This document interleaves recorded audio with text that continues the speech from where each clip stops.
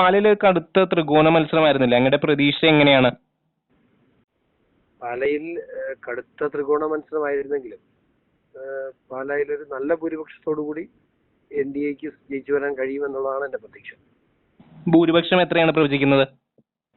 അന്തിമ കണക്കനുസരിച്ച് നമുക്ക് ഞാൻ പറയുന്നില്ല, ഡിഫൻസ്, അതായത് UDF വല്ലാണ്ട് താഴെ പോയിട്ടുണ്ട്. ആ താഴെ പോയേക്കുന്നത് എത്രമാത്രമാണെന്ന് നമുക്ക് പ്രഡിക്റ്റ് ചെയ്യാൻ പറ്റില്ല. എങ്കിലും നല്ല ഭൂരിപക്ഷത്തിൽ ജയിക്കാൻ കഴിയുന്നതാണ് എന്റെ വിശ്വാസം.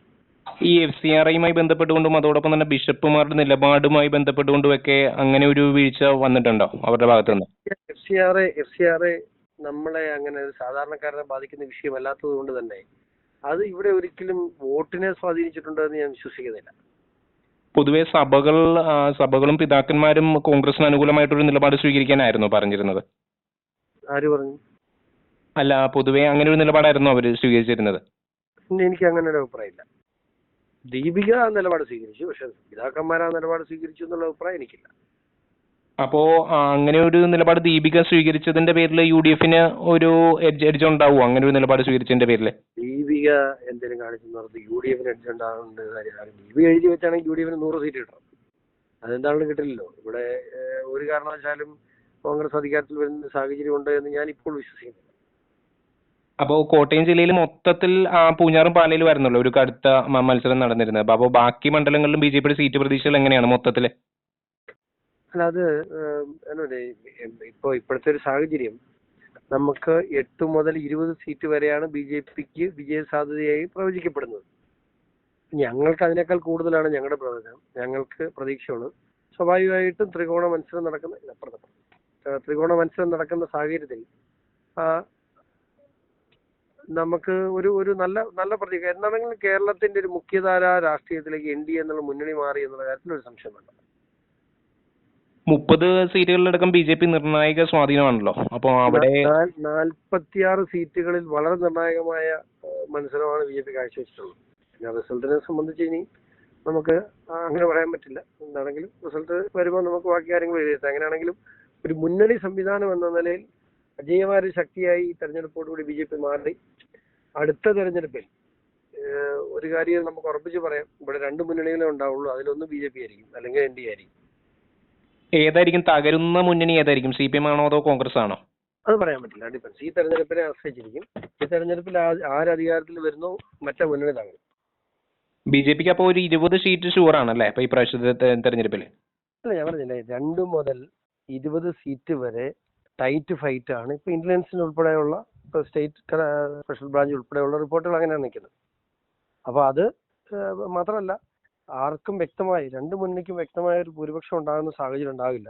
അപ്പോൾ സ്വാഭാവികർക്കും BJPയെ പ്രതിരോധിക്കാൻ അവർ ഇന്ത്യ മുന്നണി എന്ന നിലയിൽ ഭരണത്തിൽ വരാനേ അവർക്ക് കഴിയും. അല്ലെങ്കിൽ LDF എന്ന നിലയിലോ UDF എന്ന നിലയിലോ അധികാരത്തിൽ വരാൻ അവർക്ക് കഴിയും ഞാൻ വിശ്വസിക്കുന്നില്ല. ഇരു മുന്നണികളും ആരോപിക്കുന്നതാണല്ലോ BJPയുമായിട്ടുള്ള ഒരു ഡീലുകൾ. ഇരു മുന്നണികളും ആരോപിക്കുന്നതാണല്ലോ. ഇപ്പൊ കോൺഗ്രസും അതെ, അതോടൊപ്പം തന്നെ ഇവര് തമ്മിൽ കേരളം ഒഴികെ ബാക്കി 27 സീറ്റിലും ഡീലുണ്ടല്ലോ. അവരല്ലേ ഞങ്ങൾ അങ്ങോട്ടും ഡീലാന്ന് പറയുന്നത്. കേരളം ഒഴികെ 27 സീറ്റിലും മുന്നണി സംവിധാനം ഒരുമിച്ചുള്ള ഇവര് ഞങ്ങൾ തമ്മിൽ ഡീലാന്ന് പറയുന്ന കാര്യം മനസ്സിലായി. ഇപ്പോ കോൺഗ്രസ് ആരോപിക്കുന്നത് പല സീറ്റുകളിലും CPM സ്ഥാനാർത്ഥിയെ പോലും നിർത്തിയിട്ടില്ല, അല്ല BJP സ്ഥാനാർത്ഥിയെ പോലും നിർത്തിയിട്ടില്ല. ഇപ്പൊ ഏറ്റുമാനൂരും ചെങ്ങന്നൂരും ഒന്നും ശക്തമായിട്ടുള്ള ഒരു സ്ഥാനാർത്ഥി തന്നെ ഇല്ല എന്നൊക്കെയാണ് കോൺഗ്രസ് നേതാക്കളുടെ ഒരു ആരോപണം. അതിനെയൊക്കെ എങ്ങനെ നോക്കി കാണുന്നു? ഒരു മത്സരിക്കുന്നത് B. ഗോപകുമാറാണ്. പാർട്ടിയുടെ സംസ്ഥാന വൈസ് പ്രസിഡന്റ് ആണ്, കോർ കമ്മിറ്റി അംഗമാണ്. അദ്ദേഹത്തെ പോലെ അതിനേക്കാൾ സീനിയർ ആയിട്ടുള്ള ആളുകൾ ഞങ്ങളുടെ പാർട്ടിയിൽ ഇല്ല. എന്ത് ചെയ്യാൻ പറ്റും? ചെങ്ങന്നൂര് ഒരു ശക്തി കേന്ദ്രമായിരുന്നല്ലോ BJPയുടെ. അത് സന്ദീപ് ബൽപതി അവിടെ ചെങ്ങന്നൂരുകാരനായ അവിടുത്തെ പഞ്ചായത്ത് പ്രസിഡന്റ് ആയിരുന്ന, അവിടുത്തെ ബ്ലോക്ക് പഞ്ചായത്ത് മെമ്പർ ആയിരുന്ന ഗോപകുമാറാണ് അവിടെ മത്സരിക്കുന്നത്. അതിനേക്കാൾ ശക്തനായ സ്ഥാനാർത്ഥി BJPക്ക് അവിടെ ഇല്ല. അതുപോലെ തന്നെ ഏറ്റുമാനൂരും തൃപ്പൂണിത്തുറയൊക്കെ. ഏറ്റുമാനൂർ തൃപ്പൂണിത്തുറയും ഘടകകക്ഷികൾക്ക് കൊടുത്ത തൃപ്പൂണിത്തുറ ഏറ്റുമാനൂരിന്റെ കാര്യം ഞാൻ ഒരു വലിയ ഫൈറ്റ് നടത്തിയെന്ന് ഞാൻ പറയുന്നില്ല. പക്ഷെ തൃപ്പൂണിത്തുറ നല്ലൊരു ഫൈറ്റ് കൊടുത്തിട്ടുണ്ടെന്നാണ് എന്റെ വിശ്വാസം. അപ്പോ കേരളത്തിൽ എന്താണേലും ഒരു വലിയൊരു BJPയുടെ ഒരു തരംഗം ഉണ്ടാവും അല്ലെ? എന്തൊക്കെ 100% ഈ തെരഞ്ഞെടുപ്പിൽ BJP അജയ്യമായ ഒരു ശക്തിയായി മാറും. നിർണായകമായ ശക്തിയായി, ഒരു ഡിസൈഡിങ് ഫാക്ടറായി BJP മാറും.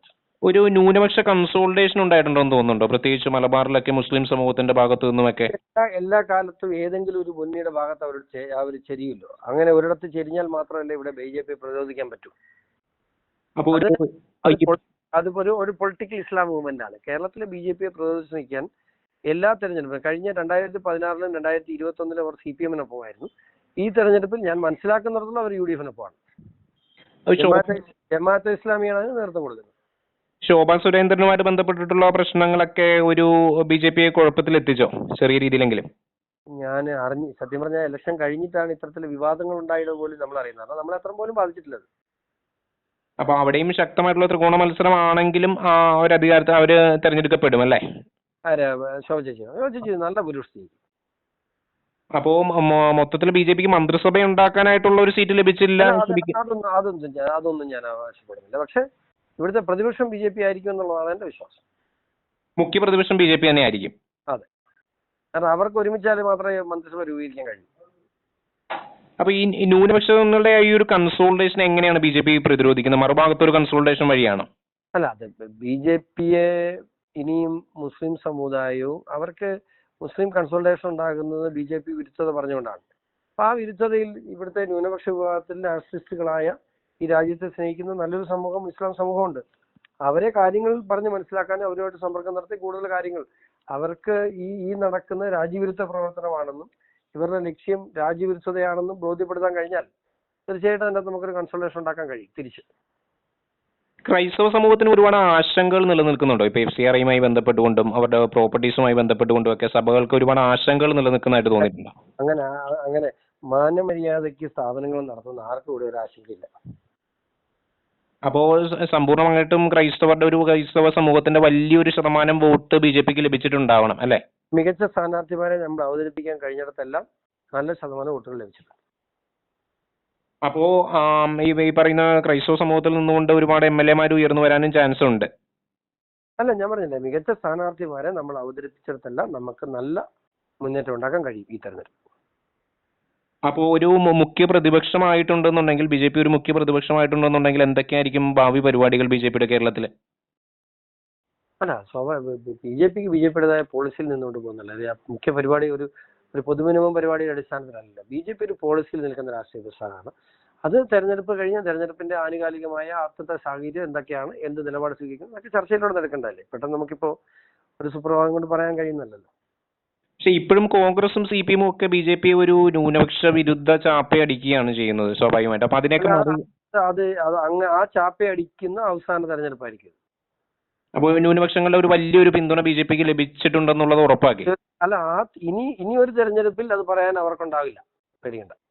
അപ്പൊ ഒരു മുന്നണി സമ്പൂർണ്ണമായിട്ടും തകരും ഈ തെരഞ്ഞെടുപ്പോടുകൂടി. അടുത്ത തെരഞ്ഞെടുപ്പോടുകൂടി ഒരു മുന്നണി ഇവിടുന്ന് അപ്രതീക്ഷമാകും. ഇപ്പോ ബീഫുമായിട്ട് ബന്ധപ്പെട്ടുകൊണ്ട് ഒരുപാട് വിവാദങ്ങളൊക്കെ ഉടലെടുക്കുകയാണ്. അപ്പൊ BJP പറഞ്ഞിട്ടുള്ള കാര്യങ്ങളെല്ലാം, BJP-യുടെ ആ ഒരു വാദങ്ങളെല്ലാം ശരിയാകുന്നു എന്ന് പൊതുസമൂഹം മനസ്സിലാക്കുന്നുണ്ടോ ഇപ്പൊ അതുമായിട്ട് ബന്ധപ്പെട്ടൊക്കെ? സുഹൃത്തെ, ഞാനൊരു കാര്യം പറയട്ടെ. ബീഫ് കഴിക്കരുതെന്ന് എവിടെ ഏത് BJP-ക്കാരനാ പറഞ്ഞിട്ടുള്ളത്? അതായത് ഇതൊക്കെ സാധാരണക്കാർക്കിടയിൽ BJP-യെ മോശമാക്കാൻ വേണ്ടി പറയുന്നല്ലേ. ഞാൻ ബീഫ് കഴിക്കുന്ന മനുഷ്യനാണ്. എനിക്ക് എന്നാ ഇതുവരെ ഒരു കുഴപ്പം സംഭവിച്ചിട്ടില്ല. BJP പറയുന്നുണ്ട് പശു ഇറച്ചി കഴിക്കരുത്. അത് ടെക്നിക്കലാണ്. അത് ശരിക്കും ഹസാഡസ് ആണ് ഇത് കഴിക്കുന്നത്. അതായത് പാല് തരുന്ന മൃഗത്തെ കൊല്ലാൻ പാടില്ല. അത് വിശ്വാസപരമായും ടെക്നിക്കലിയും അതൊരു യാഥാർത്ഥ്യമാണ്. അത് ശരീരത്തിന് ചള്ളാണ്. പശു ഇറച്ചി കഴിക്കാൻ പാടില്ല, പശുവിനെ കൊല്ലാൻ പാടില്ലെന്ന് മാത്രമേ BJP പറയല്ലോ. മാത്രമല്ല അതിനൊരു വിശ്വാസപരമായ ഒരു ആസ്പെക്ട് ഉണ്ട്. എന്ന് വെച്ച് പോത്തിനെ കൊല്ലരുതെന്ന് ആരും പറഞ്ഞിട്ടുണ്ടോ? ഇവിടെ ബീഫ് നിരോധിക്കുന്ന BJP-യുടെ മാനിഫെസ്റ്റോയിലുണ്ടോ? ഇല്ലല്ലോ. ഞാൻ ബീഫ് കഴിക്കുന്ന മനുഷ്യനാണ്. എന്നോട് ഇന്ന് വരെ ബീഫ് കഴിക്കരുതെന്ന് എന്റെ പാർട്ടിന്ന് പറഞ്ഞിട്ടില്ല.